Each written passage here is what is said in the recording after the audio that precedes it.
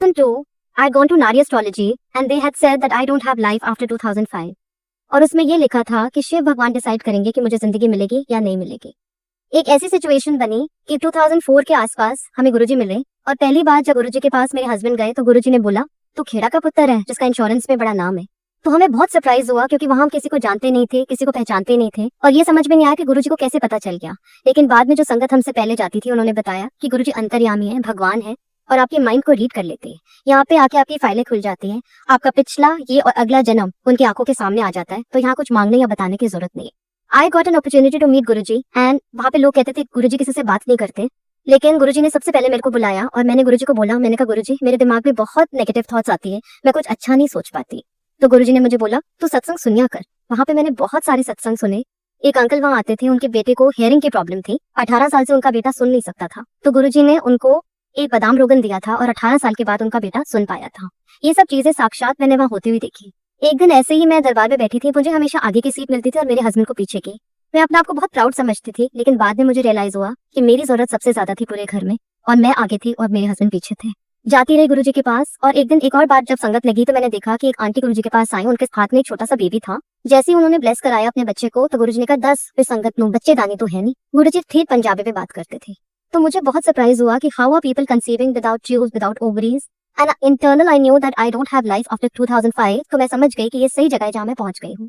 जब मैंने पहली बार गुरुजी को देखा तो मुझे ऐसा लगा कि एक ऑरा, एक प्यार, एक वाइब्रेशन, मतलब मुझे ऐसा लगा कि मैं जन्नत में पहुंच गई। और गुरुजी हर थर्सडे, फ्राइडे, सैटरडे, संडे मुझे बुलाते थे। मैं चारों दिन इतनी अट्रैक्शन हो गई थी गुरुजी की, I had fallen in love with him और मुझे लगता था कब थर्सडे आए और कब मैं गुरुजी को मिलूं। लेकिन पता है कि कर्मों के हिसाब से 2005 मेरे लिए बहुत ही खराब साल था। गुरुजी कहते थे कि जब जिंदगी का सबसे बुरा टाइम चल रहा होता है या आने वाला होता है तो गुरुजी आपको घर से उठाते हैं। मेरे पास तो जिंदगी ही नहीं थी। मैंने अब गुरुजी को मिलने के बाद अपना हाथ किसी को नहीं दिखाया क्योंकि मेरी लाइफलाइन बहुत छोटी है। मैं गुरुजी के पास जाती रही और एक ऐसा दिन आया, मुझे पता था कि अब मेरी जिंदगी खत्म होने वाली है। और एक दिन रात को मेरी इतनी तबीयत खराब हुई, मुझे लगा कि my heart is collapsing, I am dying. मुझे ऐसे लगा कि मेरा हार्ट बीट बंद हो गई है और मैं मरने वाली हूँ। मैं एकदम खड़ी हो गई और हिम्मत जुटा के अगले दिन मैं गुरुजी के पास गई। मैंने गुरुजी को कुछ नहीं अपने बारे में बताया। गुरुजी ने फिर भी मुझे लंगर खिलाया, प्यार से बिठाया। ऐसे एक दिन एम्पायर स्टेट के बाहर ही मेरी तबीयत इतनी खराब हुई कि मुझे लगा कि माय हार्ट हैज स्टॉप्ड और मुझे लगा कि आज मेरी जिंदगी का आखिरी दिन है। एक आंटी मेरे को गुरुजी के पास पकड़ के ले गई और मैंने गुरुजी को बोला, मैंने कहा गुरुजी मैं जा रही हूँ। गुरुजी ने कहा कोई गल नहीं, तू लंगर खा। जो लंगर हम यहाँ खाते हैं उसमें गुरुजी की पूरी ब्लेसिंग्स होती हैं। वो हमें mental, physical, psychological, financial level पे हीलिंग देती हैं जो हम नहीं समझ पाते थे। एक साल गुरुजी ने मुझे पूरा टेस्ट किया। I had fallen into severe depression, totally lost my confidence in life. मुझे ऐसे लगता था कि जिंदगी खत्म हो गई है। जब मैं अपनी बेटियों को देखती थी तो मुझे लगता था कि मेरे बाद इनका क्या होगा। ऐसी सिचुएशंस आती है जिंदगी में जब आपको लगता है कि आप पूरी शर्म भूल जाते हो। और मैं संगत में खड़ी हो गई और मैंने कहा गुरुजी या तो मुझे ठीक करो या मुझे जाने दो। गुरुजी ने कभी भी मेरे से बात नहीं करी। उसके अगले हफ्ते फिर मैं गुरुजी के पास गई और मुझे कोने की जगह मिल गई। I literally fought for my life from Guruji. मैं वहाँ बैठी हुई थी और टेलीपैथिकली मैं गुरुजी को बोल रही थी कि गुरुजी अगर आज आपने मेरे से बात करी मैं कभी यहाँ पे नहीं आऊंगी। गुरुजी ने मुझे आवाज दी, कह रहे इत्थे आ। गुरुजी ने मुझे बोला लोटा ले आई। I think I am the only संगत में एक ऐसा हूँ जिसको 2 लोटे गुरुजी ने ब्लेस करके दिए। गुरुजी ने मेरा डेट ऑफ बर्थ पूछा और थर्सडे को बोला लोटा लेके आना। फिर गुरुजी ने मुझे बोला अद्धे नाल पी ले कि अद्धे नाल नहा ले। जैसे ही मैंने वो लोटा यूज करना शुरू किया मेरी हेल्थ इंप्रूव होना शुरू होती गई। I was a total dead body, but I recovered from that dead body, and I was absolutely with good health, with no problem, nothing at all. And I thought लोटा काम कर गया, क्योंकि हम इंसान हैं, हम ये समझ नहीं पाते कि जब तक हमें कोई चीज भगवान ना दे, या लोटा, कोई पेंडेंट या कोई फोटोग्राफ, तो हमें लगता है कि हमें ब्लेसिंग है। लेकिन गुरुजी इतने बड़े भगवान है कि वो अपनी दृष्टि से ही हमें क्योर कर देते हैं। और मैं ये समझ नहीं पाई कि गुरुजी अपनी जिंदगी से मुझे जिंदगी दे रहे थे। एक दिन मैं संगत में आई, गुरुजी वहाँ बैठे हुए थे, मुझे बुलाया, कह रहे इत्थे आ, ये गल दसा। मेरी जमीन खिसक गई जो गुरुजी ने मुझे बात बोली। कहते आज तेरी 13वीं है कि बरसी है तेरी, जा न्यू लाइफ ऐश कर कल्याण हो गया।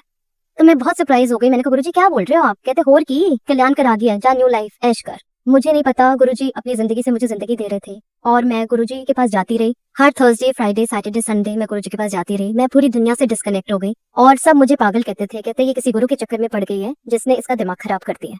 लेकिन जो प्यार गुरुजी से हमें मिला, जो अनकंडीशनल लव हमें वहां से मिला, वो बयान करना मुश्किल है। एक दिन ऐसे ही मैं संगत में बैठी हुई थी तो मेरे हस्बैंड को बहुत ज्यादा बैकएक की प्रॉब्लम थी। 6 महीने हो गए थे, हम दिल्ली के हर डॉक्टर पे जा चुके थे, लेकिन उनको एक पॉइंट पे बहुत ज्यादा पेन होता था। तो एक दिन मैंने गुरुजी से हिम्मत करके बात करी, गुरुजी इनके पेन बहुत होता है, क्या करूं? गुरुजी ने कहा मैं क्या करा, जा अंकल नो बोल पाठ किता करे। मैं चुप हो गई, मैं वापस आ गई निराश होके। लेकिन अगले हफ्ते जब मैं गुरुजी के पास आई तो गुरुजी ने बोला घर वाले दी तबीयत ठीक है? तो मैंने कहा गुरुजी बिल्कुल ठीक नहीं है। कहते चल कोई गल नहीं। जब मेरे हस्बैंड ने गुरुजी को मत्था टेका तो गुरुजी कहते तेनू पता है तेनू प्रॉब्लम क्यों हो रही है? तो मेरे हस्बैंड ने कहा हाँ गुरुजी मेरे कुछ पुराने कर्म ही बुरे कर्म रहे होंगे। तो ये सर हाँ ए तो चंगी गल कीती, आज को सारी दवाइयां बंद कर दे ते जा कल्याण कर देता और हल्दी वाला दूध पी। रात को उनको बस थोड़ा सा ही हल्दी वाला दूध दिया था और उसके बाद उनको ना वो पेन हुआ ना वो दर्द हुआ। It just vanished. I don't know. He had to travel and he was absolutely fine. I was worried about him, but गुरुजी ने जब ब्लेस कर दिया तो कोई वरी की बात नहीं थी। इतने में गुरुजी ने समाधि ले ली और हमें पता ही नहीं चला, गुरुजी हमारे हाथों से चले गए। जब गुरुजी ने समाधि ली तो मैंने गुरुजी के अलावा हर मंदिर गुरुद्वारे में मत्था टेकना बंद कर दिया था। तो मैं एक दिन ऐसे ही बैठी हुई थी, गुरुजी को बहुत याद कर रही थी और बहुत रोई। मैंने कहा गुरुजी आप कहाँ चले गए, मैं किसी मंदिर में नहीं जाती, गुरुद्वारे में नहीं जाती और मैं उनको बहुत ज्यादा मिस करती थी। एक दिन मैं रोते रोते रात को सो गई। रात को गुरुजी ने मेरे को साक्षात दर्शन दिए। अर्ली मॉर्निंग का टाइम था। गुरुजी ने अचकन पहनी हुई थी और गुरुजी साक्षात मुझे दिखे। उन्होंने मेरे को हक किया और कहते हैं मैं सिर्फ चोला छड़िया है, मैं कितनी गया नहीं आ ते जब तो मैंने याद करेगी तो मैं तेरे नाला। और मैं जब उठी तो मेरे दिमाग में बस एक ही गाना चल रहा था, मेरा सुंदर स्वामी जी ए चरण कमल पक्षारा। तो मैं समझ गई कि गुरुजी सिर्फ फिजिकली गए हैं। एंड बिलीव इट और not, today is the time when I remember him. He is just there for me. जो सिचुएशंस सुबह होती हैं वो दोपहर को नहीं होती हैं, जो दोपहर को होती हैं वो रात को नहीं होती। और this is the only place where destinies can change. Guruji ऐसे भगवान है जो आपको जिंदगी दे सकते हैं। जो हम ये शिव ओंकारा आरती करते हैं ये भी हम गुरुजी को एक छोटे स्थान पे बैठाते हैं। गुरुजी महाशिव है, वो भगवान है, वो इतने बड़े भगवान है। अगर हम गुरुजी को मत्था टेकते हैं तो पूरे ब्रह्मांड को मत्था टेकता है। वो कहते थे सारे देवी देवता मेरे को ही नमस्कार करते हैं। कहते हैं सारा सूरज मैनू नमस्कार करके उगदा है। तो इतनी बड़ी बात कह रहे थे, लोग मूर्तियां नु मत्थे टेकते नहीं तो शिव सामने बैठा। Guruji is that Om, that Omkar, that light, that energy जो इस दुनिया को संभालती है। And we are all very lucky that we have come in his शरण। ऐसे बहुत सारे मेरिकल्स हैं जो गुरुजी के साथ मैंने एक्सपीरियंस करी। मेरी पूरी जिंदगी एक मेरिकल है और I can write a book on Guruji, because जो सांस में लेती हूँ वो गुरुजी की दी हुई है। और हमेशा एक छोटी सी अरदास गुरुजी से होती है कि गुरुजी जिंदगी में ऐसी चीज ना करूं कि आपकी जो मैं सांस लेती हूँ वो कुछ गलत कर्म में कर जाऊं।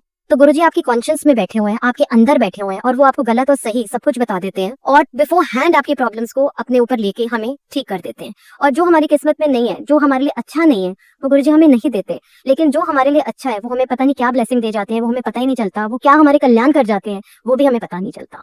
एक छोटा सा सत्संग है जो मैं शेयर करती हूँ आपके साथ। जब मैं गुरुजी के पास गई थी तो मैं झुक के मत्था नहीं टेक पाती थी क्योंकि मेरे को थोड़ी सी सर्वाइकल की प्रॉब्लम है। तो एक आंटी ने मुझे बोला कि गुरुजी कह रहे हैं कि तो झुक के मत्था नहीं टेकती। तो मुझे बहुत गिल्टी फीलिंग हुई कि हाँ सच्ची मैं गुरुजी को मत्था खड़ी होकर टेकती हूँ, नीचे नहीं टेकती। देखो कैसे आपको अपने आंसर सत्संग में मिल जाते हैं। मैं एक सत्संग में गई, वहाँ पे एक अंकल सत्संग कर रहे थे कि जब मैंने हार्ट सर्जरी कराई थी, जब मैं समाधि में मत्था टेका, मैंने कहा गुरुजी सॉरी मैं आज आपको झुक के मत्था नहीं टेक सकता क्योंकि मैंने हार्ट सर्जरी कराई है।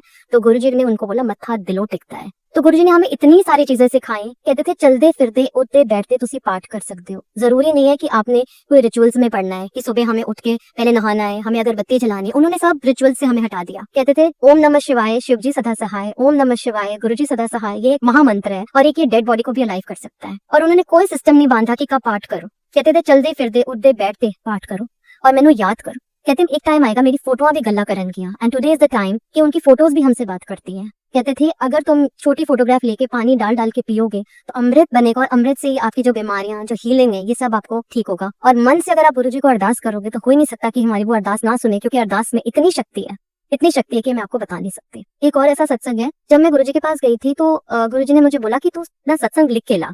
तो मैंने कहा ठीक है गुरुजी, मैं एक पेपर में लिख के अपना सत्संग चली गई। जब मैंने पेपर पकड़ाया तो गुरुजी ने कहा इस तरह नहीं लाएगा, सीधे विच लेके आ। तो मैंने कहा ठीक है गुरुजी। नेक्स्ट वीक मैंने अपना सत्संग लिखा और सीडी में कराया और गुरुजी को हाथ में दे दिया। मुझे नहीं पता था कि समाधि के बाद वो सत्संग लाइट ऑफ डिविनिटी में आएंगे और सत्संग उन्होंने मेरे से लिखवाया, लेकिन वो बात की प्लानिंग थी कि उनको शायद वो किताब पब्लिश होनी थी और उनमें सारे सत्संग आने थे। तो so many things I can not relate कि कैसे उन्होंने मुझे जिंदगी दी। जिंदगी के बाद उन्होंने मेरी पूरी फैमिली को ब्लेस किया। समाधि लेने से पहले उन्होंने मुझे बोला अपनी सहेलियां लेके आ। मैंने कहा गुरुजी कोई नहीं आता। और आज ऐसा दिन है कि पूरी फैमिली, पूरी हमारे घर के लोग, पूरी मेरी फ्रेंड सर्कल सब गुरुजी के पास आता है और सबको ही गुरुजी ने ब्लेस करा है। गुरुजी के बारे में कहना बहुत मुश्किल है।